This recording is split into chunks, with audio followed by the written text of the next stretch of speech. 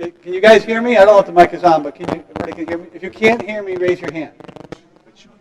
So, good morning. Welcome to the 2023 deliberative session of the Newmarket School District. Our first order of business is the Pledge of Allegiance. I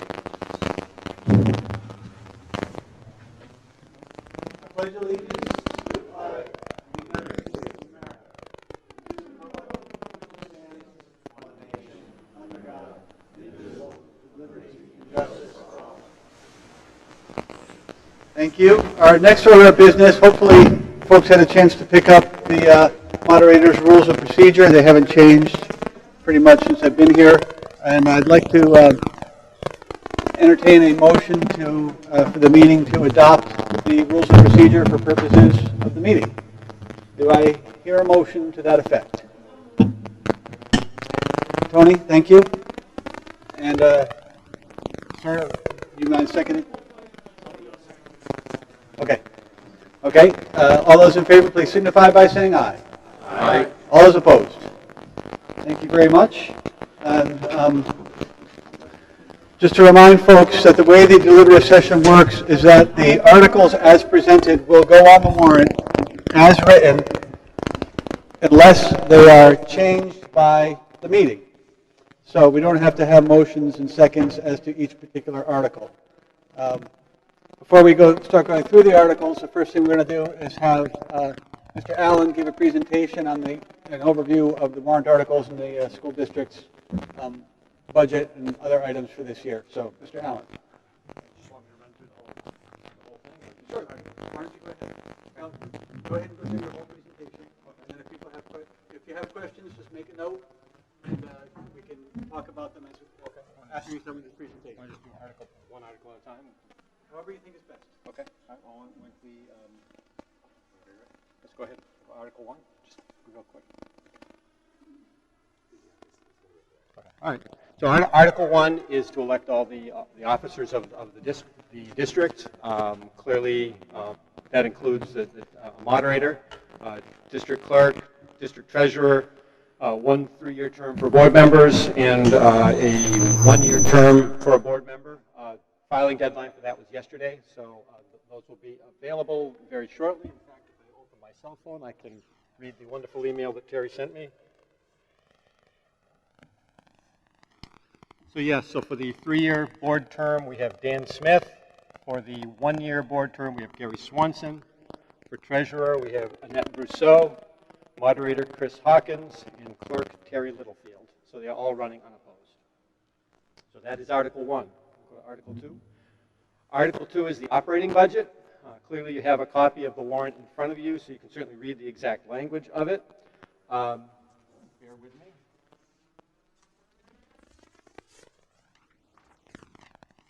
When we began the budget process, we had 4 goals that we established to develop the budget. One goal was to keep the overall increase under 4%. The second goal was to make sure that we continue to provide support for all the programs that were ongoing. We weren't introducing any new programs, so we wanted to make sure that those that we had already identified and were working on were supported. We also, at the direction of the board, I was asked to really take a look at hiring and retaining good people in the district. As many of you realize, there was quite a large exodus of district leadership, and we've also been very challenged to get and hire many people in the various, particularly the non-union and the hourly wage people. So we have really taken a deep look at how we can better compensate people to make sure we can meet those, and so there's money in the budget to accommodate that. The number 3.9% is circled, so up front, the goal of getting under 4%, we have a 3.9% total increase in our budget for this upcoming year. If you go to the next slide. If you look, I'm sure it's not lost on anybody that inflation is a factor in the world. When we were building the budget, these are the statistics that were in October, but they haven't unfortunately changed a whole heck of a lot in the last few months. But as you can see, overall U.S. inflation at that time was 7.7. It's now running 6.5 to 7, but it's still quite high. Energy costs are still running up over 17% increase. Food costs, if you've tried to buy eggs lately, you realize what's happening there. Cost of shelter, housing, rentals are up. And overall, fuel oil is just off the charts up, over 68% over the year. In that context, you can see we are coming in at 3.9%. So in my mind, with inflation, running where it is, a 3.9% increase is really trying to hold the line and not really increase things. And so I think we've been very successful at doing that. Next slide. To kind of give you an idea of where the total operating budget of $26,652,112 is going. This chart shows you kind of the breakdown. The blue, 46% is salaries, 21%, the orange is benefits to all of our staff, 25% is operations, and debt service, 8% of our budget is debt service. I would note that the commitment the town has made to our facilities with the bond that was passed, I think it's an amazing commitment, but in a small town, that does have a disproportionate impact on the budget. So it is 8% this year. One of the advantages, if you will, to inflation is over time it becomes less and less a proportion of your budget. So certainly over the course of time, the bond payment remains at roughly $2 million throughout, and we'll be paying on it through 2046. But obviously, it becomes less and less a proportion of the budget, and it becomes less of an impact. But in the early years of it, it is something to note that that's a great investment by the community, but it is a challenge to manage the budget around. Next slide. One of the things people always ask me is, okay, can you try to quantify what's different in this budget? This slide is one that's trying to give you a sense of how things have changed. If you look at the extreme right-hand column that's called level, basically that shows you if we had done nothing to reduce costs, that's where we would be.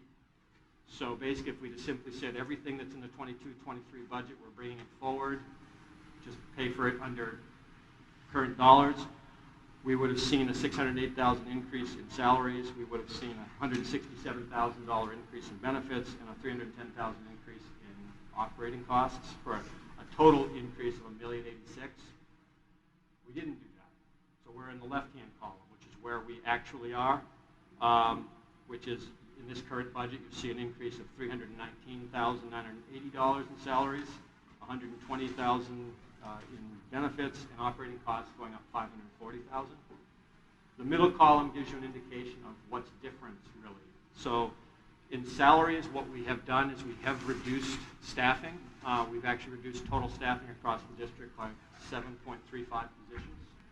I want to emphasize nobody's lost a job. We're taking advantage of attrition in vacant positions and saying, okay, again, doing that assessment, what do we need, and making sure we budget for what we need. So that those positions reflect the $288,000 reduction. Clearly, when you reduce positions, benefits do go down, but it's important to note that overall insurance rates are up. So even though we reduced to some extent, the actual cost of our insurance packages as compared to this year is going up regardless. So based on those position reductions, we reduced benefits by $47,000, and then operating costs went up, but that's largely a function of we've moved to a contracted services model in our custodial and our food service programs, and it's largely just taking on that cost. So in the end, that number, $980,203, that reflects 3.9%. That is the increase in this year's budget. Next slide. Really, the story of this budget is revenues. I hope people understand that the school district doesn't have sources of revenue that we actually can control. We get money from, obviously, local taxpayers. Thank you very much. We also get state aid, and then we also get federal aid. The local component is fairly stable. The federal component is quite stable. Unfortunately, our state revenues are not, and they do tend to go up and down. This slide, if you look at the far right-hand side, it shows you what we're estimating our revenues to be. So it's just over 4.2 million, down from 4.8 million in total 2 years ago. But that's not the whole story. Next slide, please. This slide here really gives you an indication that when we get state aid, it comes from two places. You have what's called adequacy aid, and then you have the statewide property tax. So when the state dollars come to us, to the state, it's like a total figure. So if you look at it purely by total dollars, the reduction isn't that much. This slide shows you the property tax is the orange, so that's the bad part. That's actual dollars that are still collected locally, okay? The state, it's called the statewide property tax, but it's still money Newmarket taxpayers are paying, and it's going right back to the school. You can see from between last year and this year, the amount the state is expecting for local of the statewide property tax goes up by $500,000. Okay? And then at the bottom, the blue, that's the good stuff. That's the money that comes to us from revenues that are not locally generated. So the more of the blue, the better it is. And that's gone down by $700,000.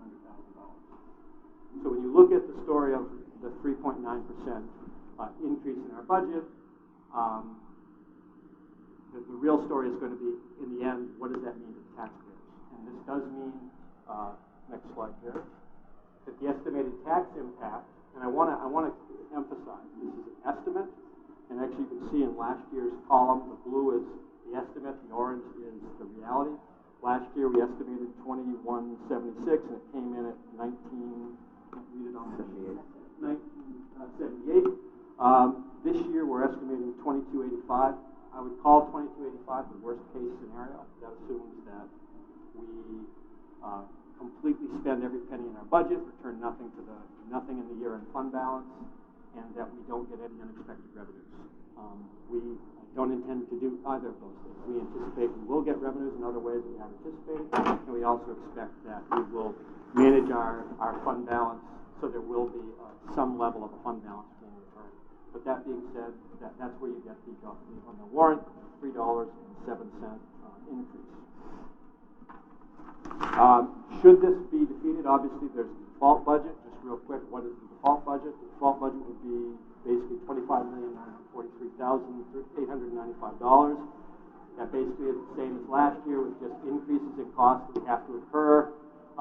Probably the biggest one is that last year a teacher contract was approved, and those costs were not in the operating budget for the 22-23 year. So this year, they have to be in the operating budget. I'm not happy about it either. We're all concerned about the default budget, absolutely.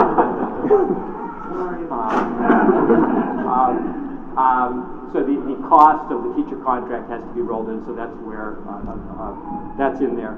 So basically the difference between, if our budget is defeated, it would be a reduction of $708,000 total. So with that, Mr. Moderator, do you want me to take questions on Article 2 as we go? Okay. Do people have any questions on Article 2?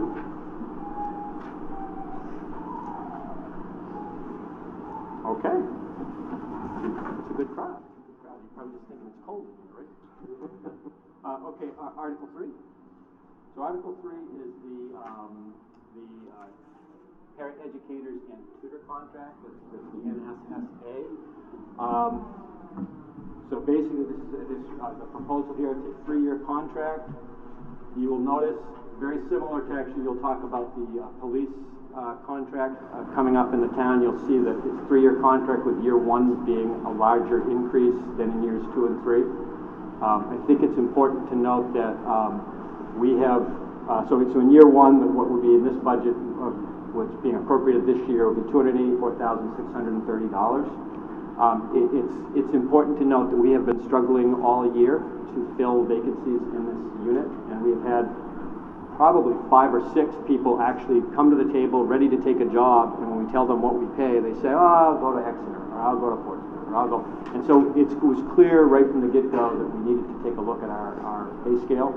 So basically what we've done, next slide please, is basically, depending on where you are on the scale, in like year 1, it's a 12 to 15% increase.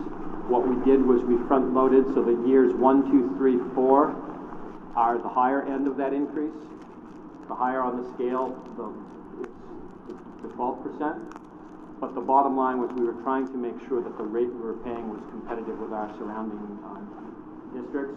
I would tell you, even with this increase, we're still just a little bit behind, Exeter and a few others, but we are definitely more in the ballpark, and so I think we are in a much more competitive position. Years 2 and 3, which as you know, you can see in the previous slide, are less in terms of an increase. Year 2 is a 4% increase, and year 3 is a 3% increase. There are a couple of other things that were introduced in this contract that I think are really needed. One is a differential for intensive needs. One of the things you realize when you have students that have more complicated needs, there's more training, more skill, more patience, a lot of things to work in those environments.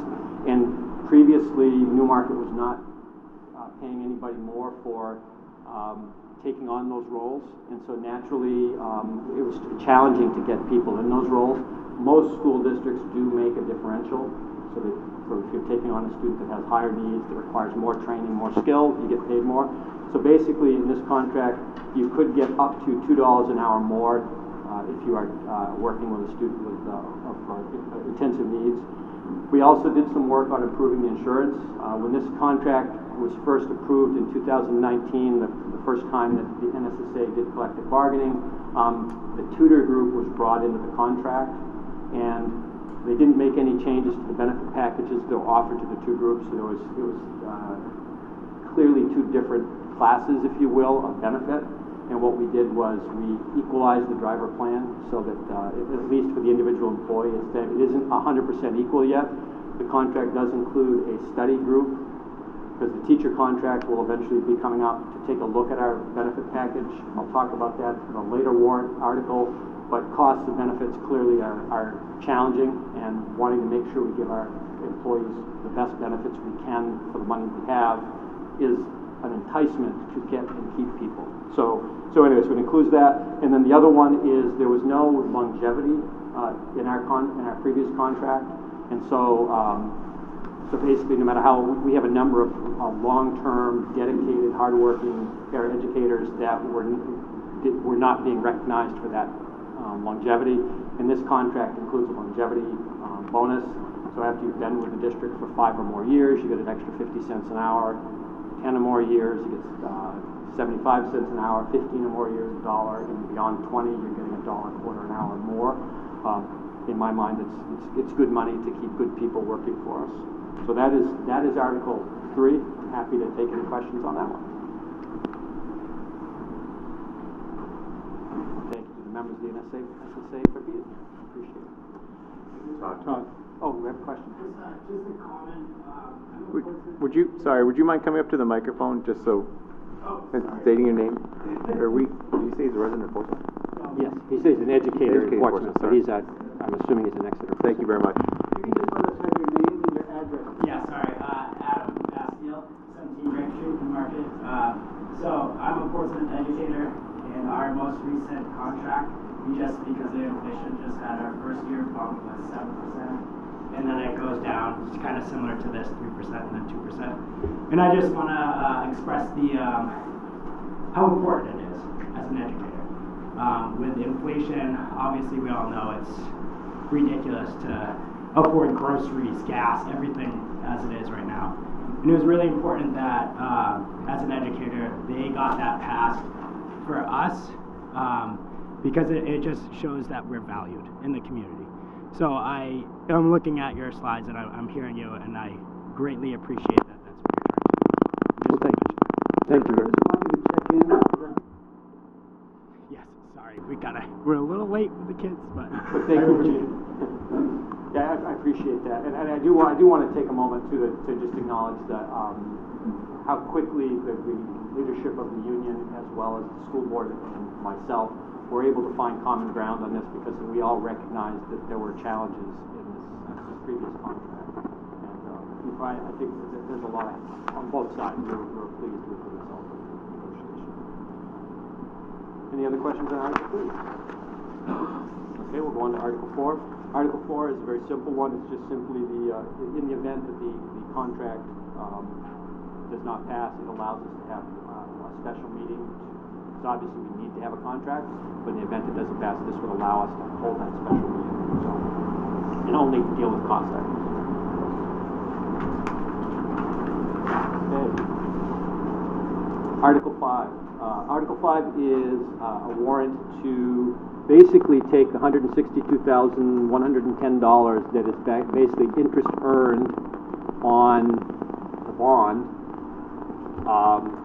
and put it in the capital reserve fund for school improvement.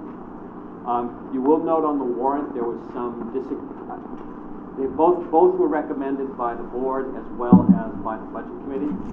The issue that sort of caused people angst on that was at that time we did not have a long-range capital improvement plan. I am pleased to tell you that we are very close to fully fleshing that out. In fact, we finalized some work on it yesterday. But I think basically what this warrant article allows us to do is to put the money into the capital reserve fund and then to be able to use it for improvement of facilities. If you go to the next slide real quick, Gary, that gives you an idea of the fund balances we have. The fund that we're talking about putting it in is the bottom one, which is the School Improvement Capital Reserve Fund. Currently has $530,835 in it.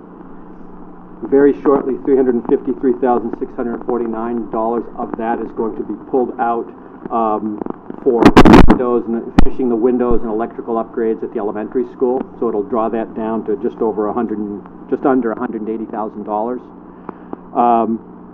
The other major fund is the School Repair and Maintenance Fund, and you can see that one's at $639,000. We're drawing $150,000 out of that to this summer to renovate the playground at the elementary school. Very excited about that. But then putting the $162 back in the school improvement plan would bring that back up to about $340,000 with the idea that as we're mapping things out, we have multiple HVAC systems that are on their last leg, and as you can feel the cool in here. I'm sure there's some heating issues here too. But at the schools, similar things are happening, and so one of those HVAC systems will run us $100,000, and there's dozens of them across the district. So mapping out what that will look like. So this money would be well spent. So if you wouldn't mind going back to the previous article. So basically, it would going down to the bullet points here. One thing to keep in mind that when we finish the courtyard at the high school, which is going to happen,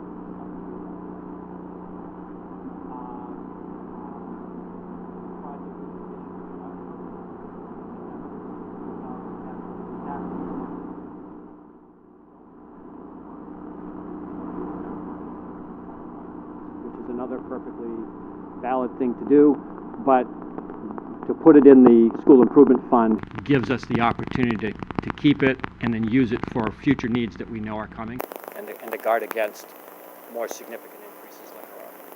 So with that being said, I'm happy to take any questions on Article 5.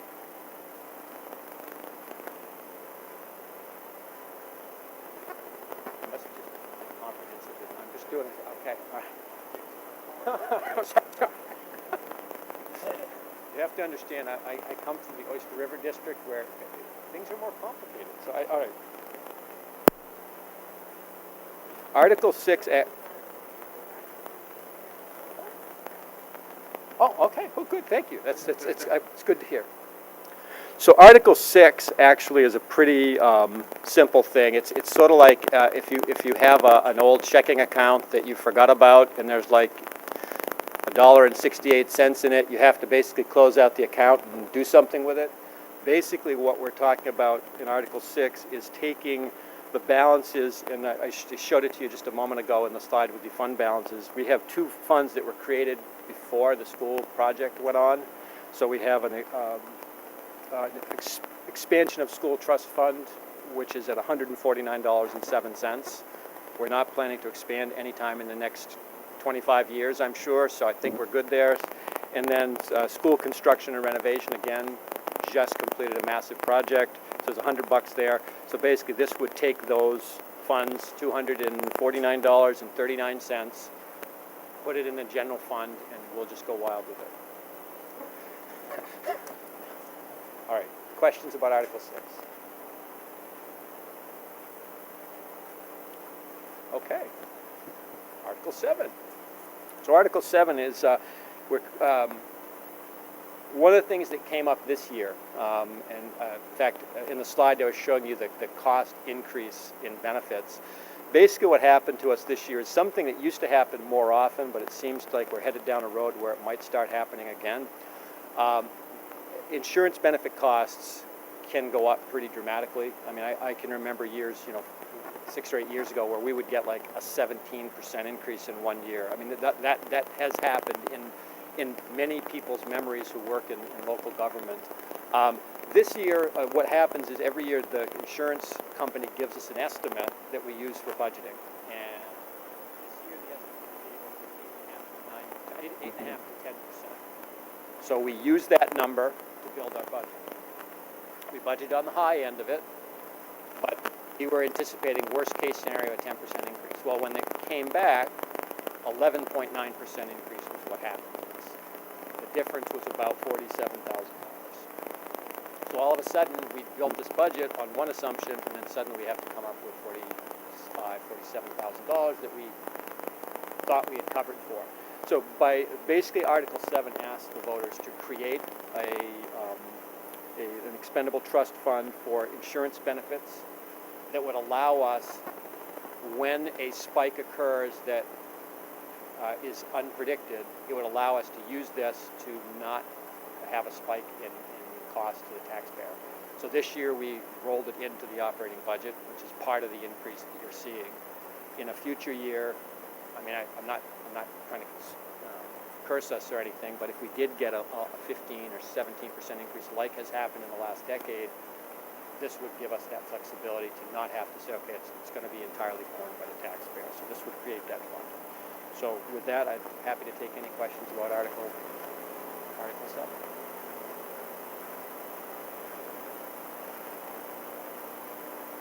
Okay.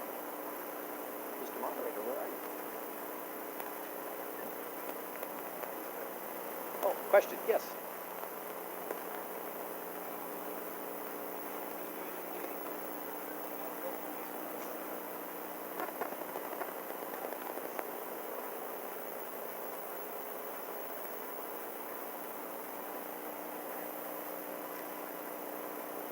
Yes. Yeah. The warrant lists the tax impact. For Article 2, if that is approved as is, it's $3.07 on the 1,000 increase. Again, as I showed you in that chart, the 2285 rate is our worst case scenario. But yeah, $3.07. If the NSSA contract passes, the difference is 28 cents on the 1,000. None of the others have any impact on taxes.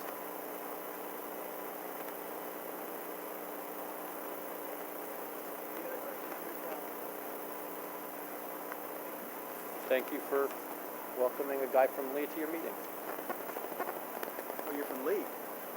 Sorry, Now you know that. Now you're blowing it. Okay, so Article 1 is the selection of school district officers. This is really dictated by statute. There's not real action for us to take on this. So I'm going to move on to Article 2, which I will read as follows. Shall the Newmarket School District vote to raise and appropriate as an operating budget, not including appropriations by special warrant articles and other appropriations voted separately, the amounts set forth on the budget posted with the warrant or as amended by vote of the first session for the purposes set forth therein, totaling $26,652,112. Should this article be defeated, the default budget shall be $25,943,895, which is the same as last year, with certain adjustments required by previous action of the Newmarket School District or by law, or the governing body may hold one special meeting in accordance with RSA 40:13, 10, and 16 to take up the issue of a revised operating budget only. Majority ballot required, unanimously recommended by the school board and the budget committee. Note, warrant article 2, the operating budget, does not include appropriations in any other warrant article. The total operating budget will be offset by estimated federal grant revenues of $700,000 and an estimated $421,062 in local, state, and federal child nutrition revenue, leaving a net budget of $25,531,051. The amount of $1,121,062 will not be raised by taxes. If passed, it is estimated that this article will result in an increase of $3.07 over the previous year's school tax rate of $19.78, which will result in a new estimated tax rate of $22.85. If defeated, it is estimated that this article will result in an increase of $2.36 over the previous year's school tax rate of $19.78, which will result in a new estimated tax rate of $22.14. Any motions with respect to Article 1? Or Article 2, excuse me. Article 2. Seeing none, Article 2 will proceed to the ballot as presented. Article 3. Shall the district vote to approve the cost items included in the collective bargaining agreement reached between the Newmarket School Board and the Newmarket Support Staff Association, which calls for the following increases in salaries and benefits at the current staffing levels over those paid in the prior fiscal year. For the year 2023-2024, estimated increase of $284,630. For the year 2024 to 2025, $86,205.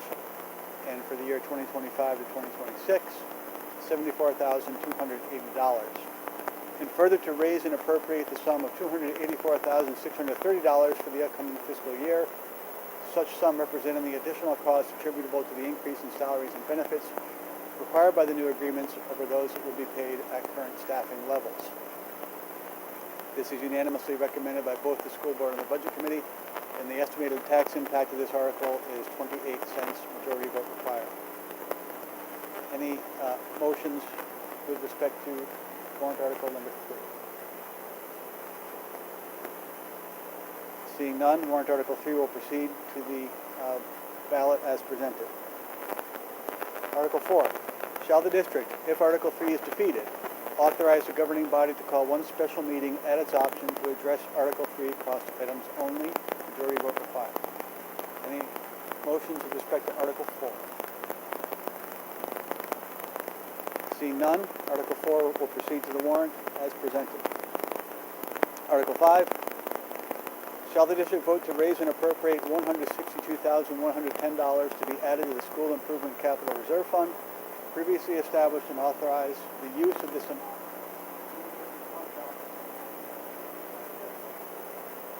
represents part of the interest earned on temporary investment of bond proceeds that will be transferred to the general fund on June 30th, 2023. No amount to be raised from taxation. Majority vote required. This was recommended by the school board 3-2 and recommended by the budget committee 6-3. The estimated tax impact of this article is $0. Majority vote required. Any motions with respect to Article 5?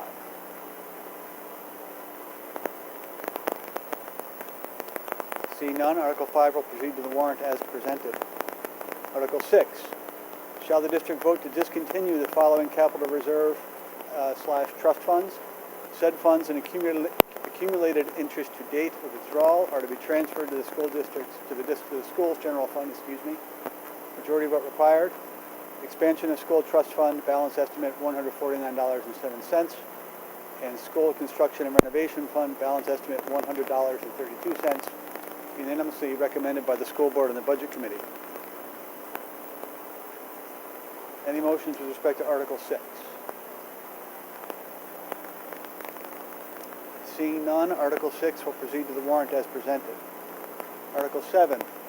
Shall the district vote to establish an insurance and benefits expendable trust fund under the provisions of RSA 198:20-C to meet the cost of unanticipated insurance and employee benefits expenses, and to raise and appropriate $50,000 to be placed in this fund.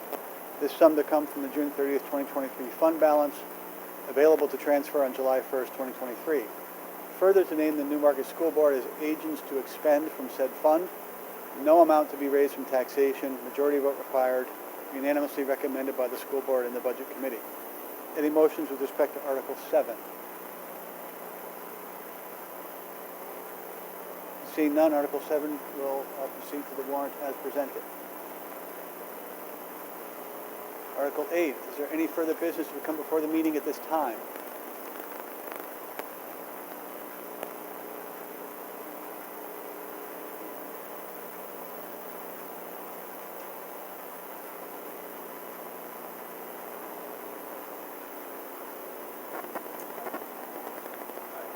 All those opposed? Meeting is adjourned. Thank you. If you're staying for the town meeting, please check in again.